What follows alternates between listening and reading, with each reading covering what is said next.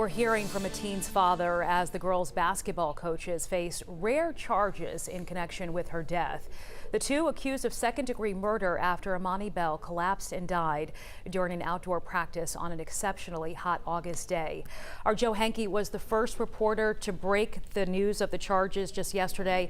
And Joe, you discovered that there isn't much precedent for charges like this to be filed, right? There aren't. We searched today, and after searching, we could only find one other case of a high school coach being charged criminally after a high school athlete died during or following a practice. The circumstances weren't exactly the same, but that coach was found not guilty. Amani Bell's family hoping for a different outcome.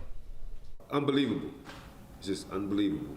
I couldn't wrap my mind around it. I couldn't grasp it at the idea that someone would have their child or the team out in this extreme heat. Amani Bell's father, Eric, still can't believe it, especially since he coaches at another Clayton County school, and he was ordered not to hold practices the day Amani died in August of 2019.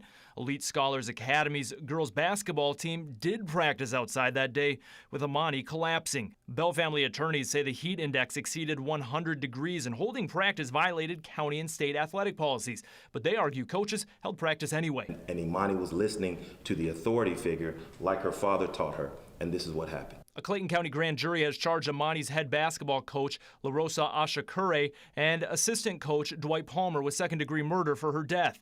In 2008, 15-year-old Max Gilpin collapsed at a high school football practice in Kentucky. He died days later.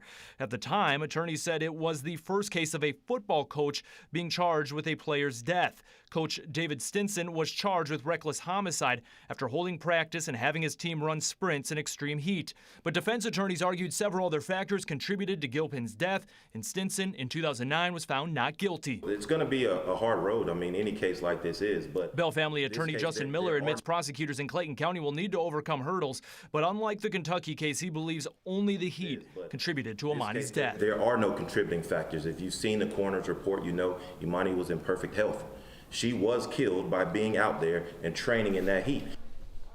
This afternoon, we learned both coaches charged in Amani's death are scheduled to be in court in October, where they will enter pleas for this case. Currently, both of them are out of jail on bond.